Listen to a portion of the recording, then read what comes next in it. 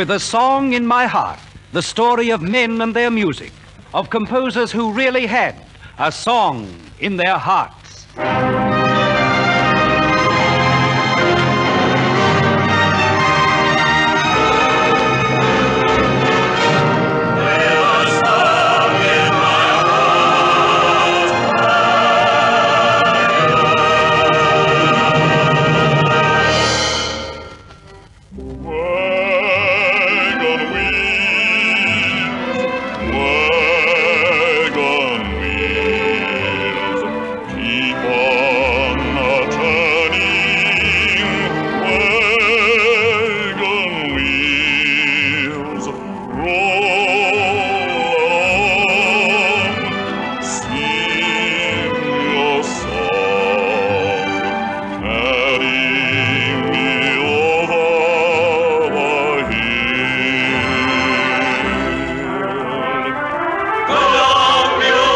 The steamer at the landing, waiting for the cotton flood.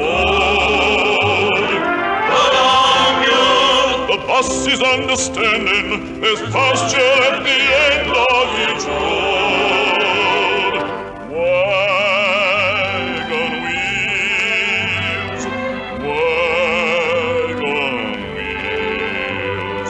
keep on turning.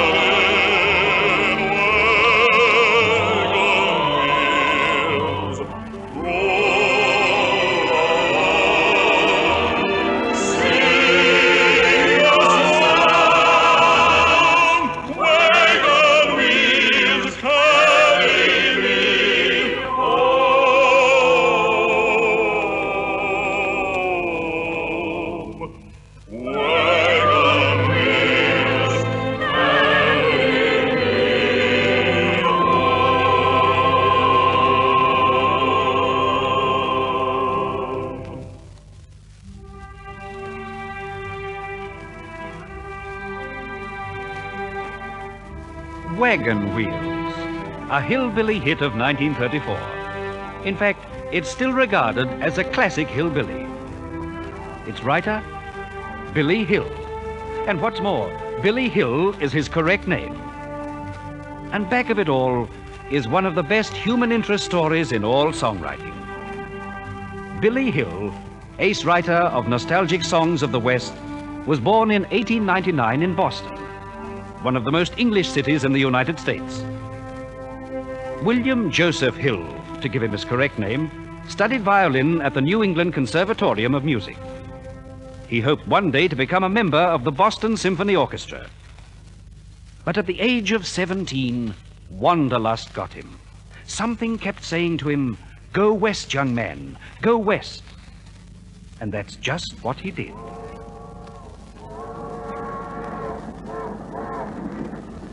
Say, kid, how long you been jumping freight trains?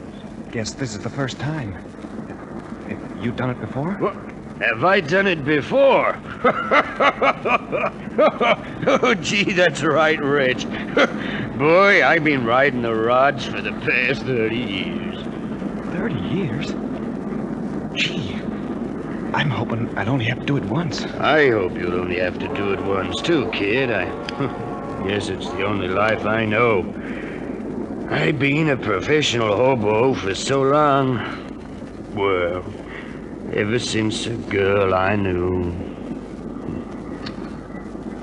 What happened? Oh, skip it. What the... Why, guess I was getting sentimental or something. Listen, young fella. When you hop off this freighter, make it for keeps. You understand? I guess so. And I'll try. And Billy Hill did try, but it wasn't easy.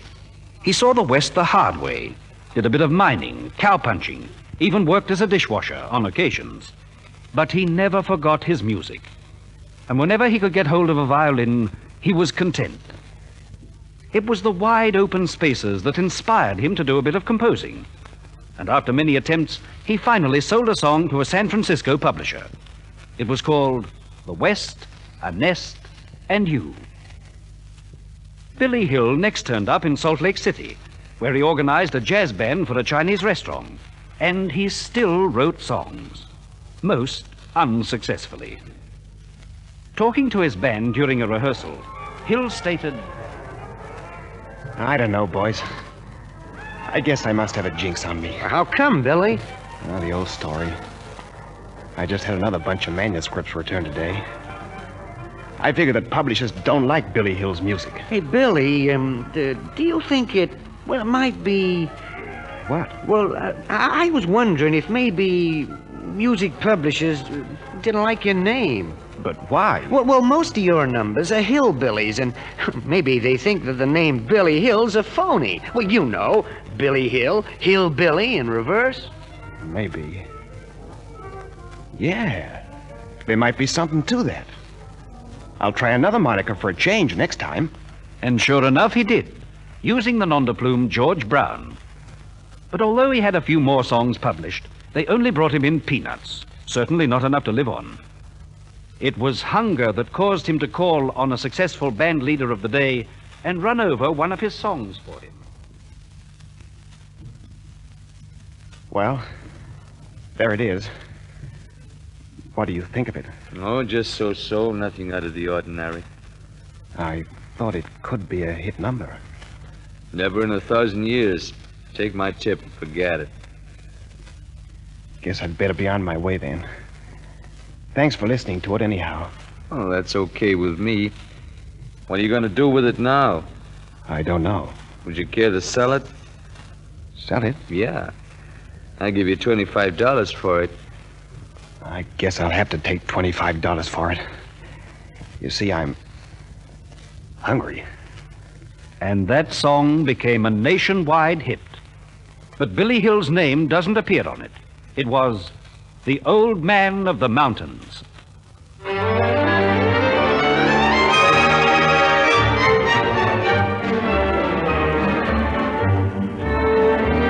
With his long white hair and his crooked staff, he tramps along, and the folks all laugh. With a twinkle in his eyes, he passes them by. The old man of the mountain. He wears long hair, and his feet are bare. They say he is mad as the old March hare, but his cares are none, for he owes no one. The old man of the mountain. He talks to the birds when he's lonely. He sleeps with the stars in the tent, but the bees on the feast when he's hungry, and the God charges the rent. He'll live as long as the old oak tree, to laugh at fools like you and me. And I often sigh, and I wish that I were the old man of the mountain. He talks to the birds when he's lonely. He sleeps with the stars in the tent, and the bees make a feast when he's hungry, And God charges the rent. He'll live as long as the oak tree, to laugh at fools like you and me. And I wish that I were the old man, the old man of the mountain.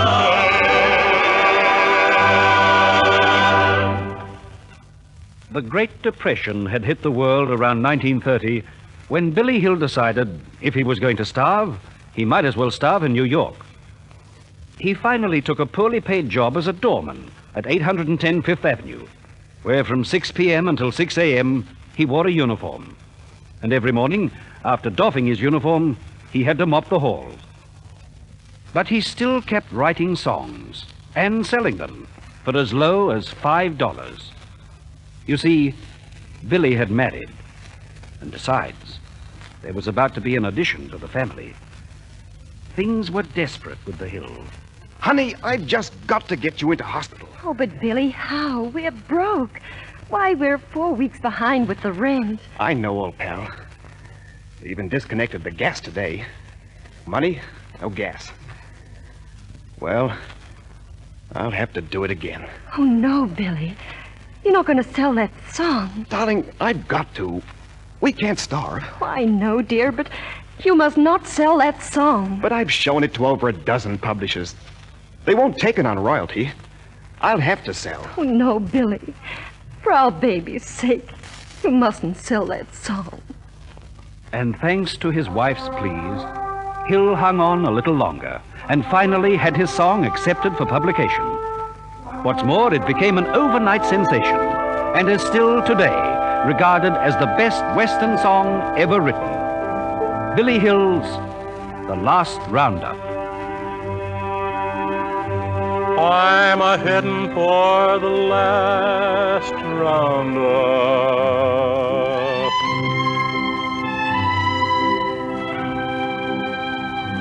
Gonna saddle old Paint for the last time and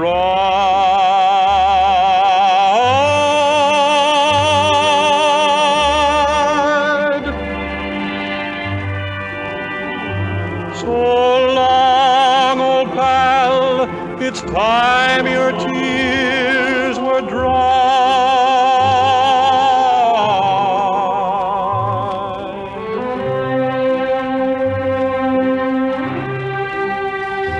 I'm a-headin' for the last roundup. Get along, little doggy, get along, get along, get along, little doggy, get along.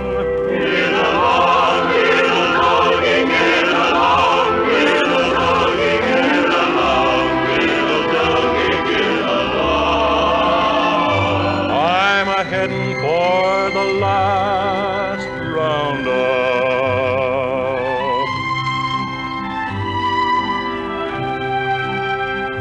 To the faraway land of the boss in the sky.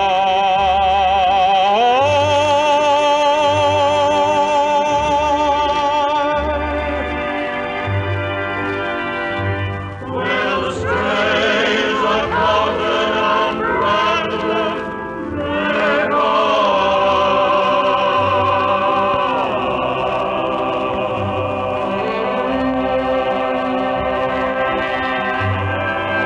I'm a-headin' for the last roundup. Get along, little doggy, get along.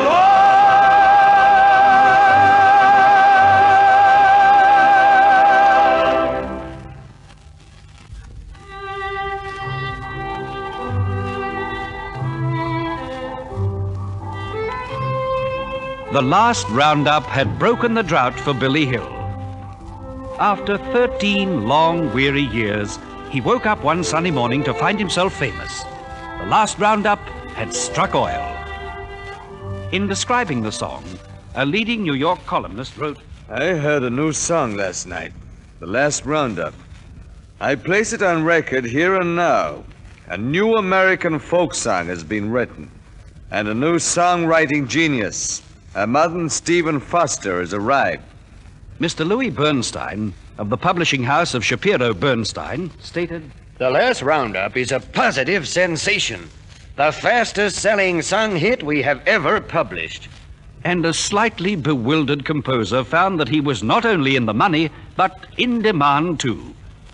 To his wife, he said, Honey, they asked me to write a new song for the Ziegfeld Follies. 3 different publishing houses want to sign me up exclusively. Oh, it all seems too wonderful for words. Oh, like a dream. No, dear. Thanks to you, it's a reality. And so we celebrate tonight at the Waldorf Astoria. And, darling, Yes, dear. tonight I'll be the one to tip the doorman. Remember? it was only natural the Hills should remember the hard times, their arduous struggles. And it was only natural they should celebrate too. For Billy was at long last going places. The song he gave to the Follies was Empty Saddles.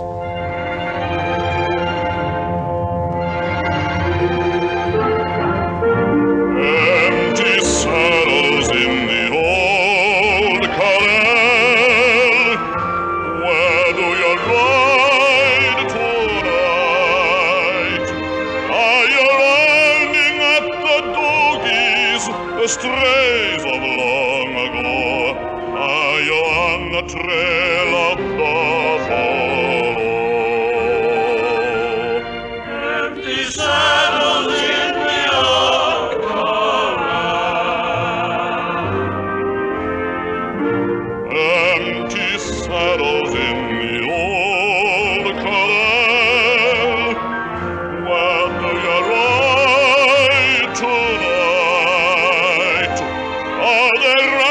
frozen prairie or the band of Navajo, are you on the trail of buffalo? Empty saddles in the old corral, empty lots covered with rust. Where will you ride tonight? Empty boots covered with dust, whether you walk tonight.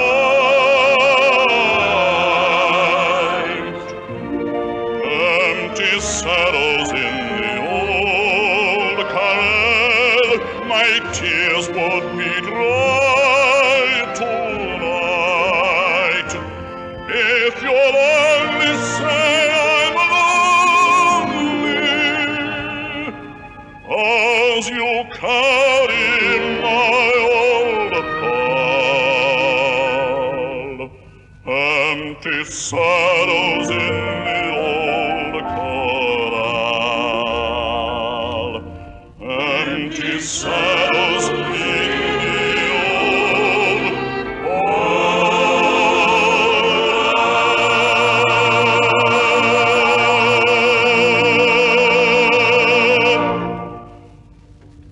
During his period of outs, Billy had occasionally collaborated with other writers, one of whom was Peter DeRose, writer of that classic melody, Deep Purple. They were strolling down Broadway one day.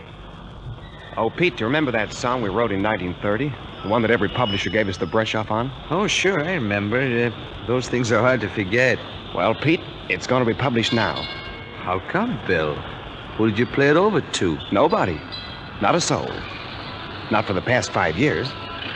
But we're going right into the first big publishing house we find. And they're going to accept it. And his prediction was right. The number proved a hit also. It was a song written from the heart. Its title tells its own story. Have you ever been lonely?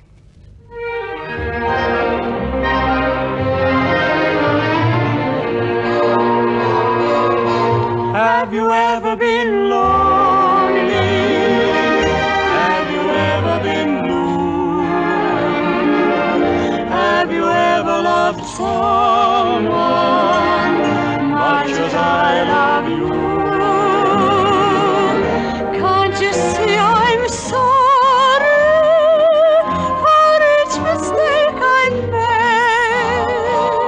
made? Can't you see I've changed, dear? Can't you see I've paid? Be a little forgiving.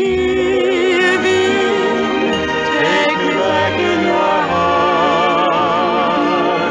How can I go on living now that we're apart? If you know what I've been through, then you know why I ask you, have you ever been lonely? Have you ever been blue?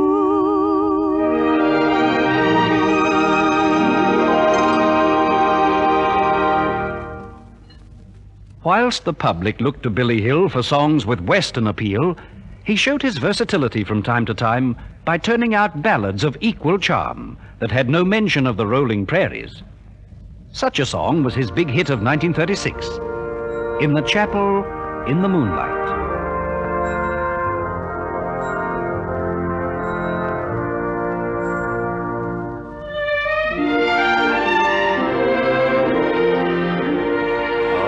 I love to hear the organ in the chapel in the moonlight, while we're strolling down the aisle of where roses entwine. How I'd love to hear you whisper in the chapel in the moonlight. that the love light in your eyes forever will shine, till the roses turn to ashes, till the organ turns to rust. If you never come, I'll still be there till the moonlight turns to dust. How I'd love to hear the choir in the chapel in the moonlight, as they sing, "Oh, promise me forever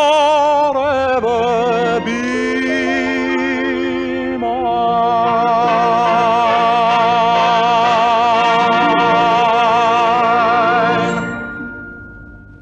By a queer twist of fate, the kindly heart of Billy Hill was not destined to long enjoy the fruits of success.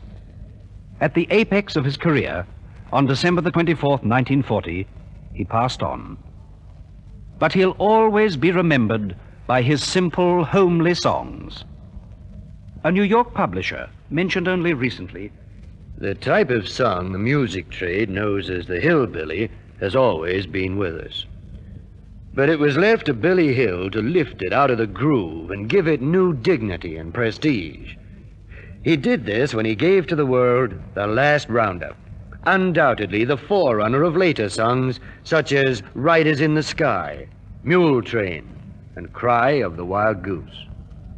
and I think you'll agree we're undoubtedly indebted to this roving minstrel for giving us something really worthwhile in his particular realm of music. Billy Hill had a song in his heart. The world still sings that song. There's an old spinning wheel in the parlor, spinning dreams of a long, long ago, spinning dreams of an old-fashioned garden, and a maid with her old-fashioned bow. Sometimes it seems that I can hear in the twilight, as the organ softly singing, "Old Black Joe." There's an old spinning wheel in the parlor, spinning dreams of a long, long ago.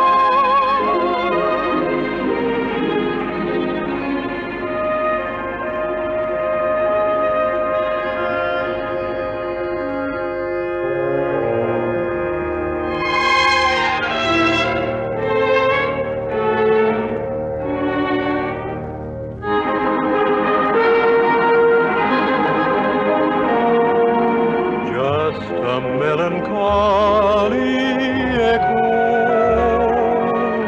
lingering when the day is through. It's the call of the canyon. Once again I'm dreaming of you. Every night I search the moonlight,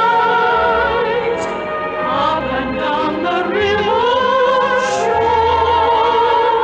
It's the call of the canyon.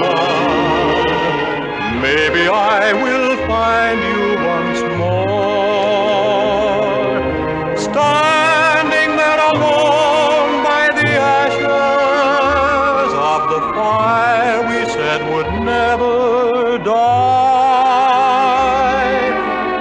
Will I ever find an ember burning from the days gone by? Then I hear a lonely whisper,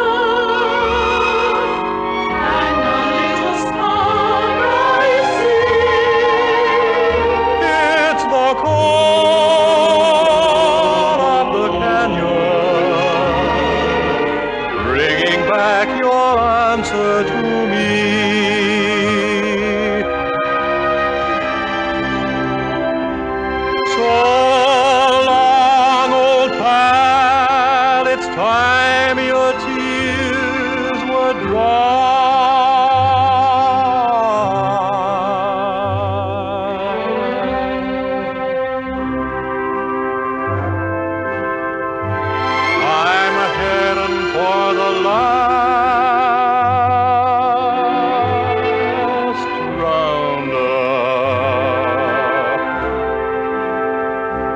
Get along, little doggy.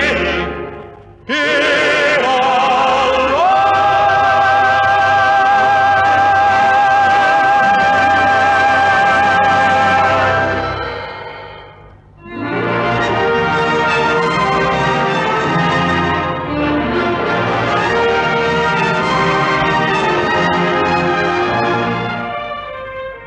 And so it's valet to the songs of Billy Hill, king of hillbillies. The artists depicting the events in this composer's life were Stuart Ginn, Richard Davies, Mary Disney, Frank Holbrook, Joan Arnold, Alan Eddy, and Max Blake. Your narrator was John Morgan. The orchestra and vocal ensemble were under the baton of William Flynn. With a Song in My Heart was produced by Alfred Potter and scripted and directed by Jack O'Hagan.